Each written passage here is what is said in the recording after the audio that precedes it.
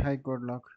இன்றைக்கி வந்து PHP அரேஸில் array count values பார்க்க போகிறோம். அரே கவுண்ட் வேல்யூஸ் என்னென்னு ஒன்றும் இல்லை, இதிலே போட்டிருப்பாங்க பாருங்கள். அரே கவுண்ட் வேல்யூஸ்னால் ஒரு அரேயில் வந்து கவுண்ட்ஸை counts occurrences of each distinct value, அதாவது எத்தனை தடவை வந்து ஒரு அரே வேல்யூஸ் ரிப்பீட் ஆகிருக்கு அதெல்லாம் கவுண்ட் ஆகும். ஸோ ரிசல்ட் எப்படி ரிட்டர்ன் பண்ணால் இப்போ பாருங்கள். ஃபஸ்ட்டு வந்து கீஸ் எல்லாம் யூனிக்காக இருக்கும். அதுக்கு கீஸ்லாம் யூனிக்காக இருக்கும். இப்படி தான் அந்த ரிசல்ட் வரும். கீஸ்லாம் உங்களுக்கு யூனிக்காக இருக்கும். வேல்யூஸ் வந்து எத்தனை தடவை அந்த கீ ரிப்பீட் ஆகிருக்குங்கிறத சொல்ல வரும். ஸோ இதை தான் நம்ம செஞ்சு பார்க்க போகிறோம். அரே கவுண்ட் வேல்யூஸ் அப்படிங்கிறது. இப்போ இன்புட் அரே பார்க்க போகிறோம்.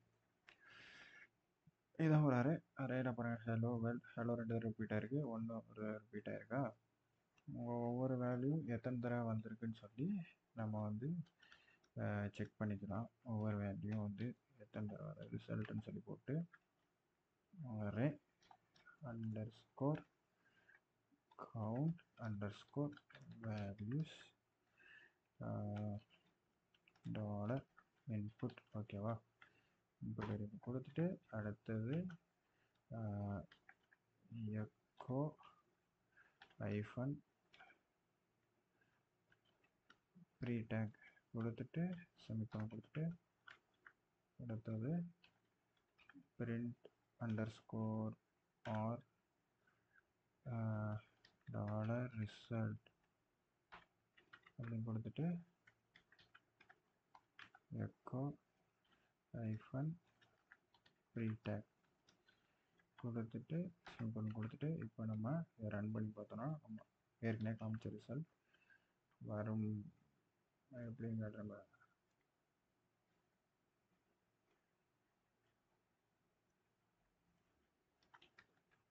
localhost php arrays syntax errors unexpected variable $1 line 5. Okay இதை நம்ம கமெண்ட் பண்ண மாட்டோம்.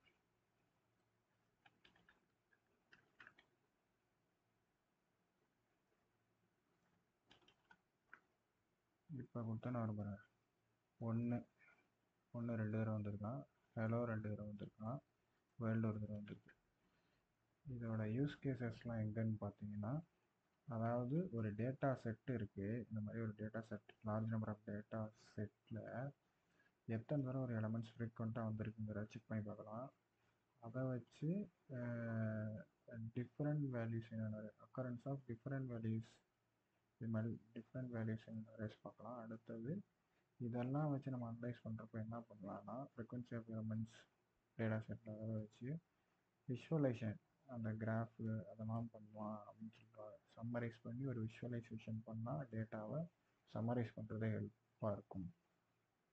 உங்களுக்கு இதை வேறு ஏதாச்சும் யூஸ் கேஸ் தெரிஞ்சால் சொல்லுங்கள் வியூவர்ஸ். பை.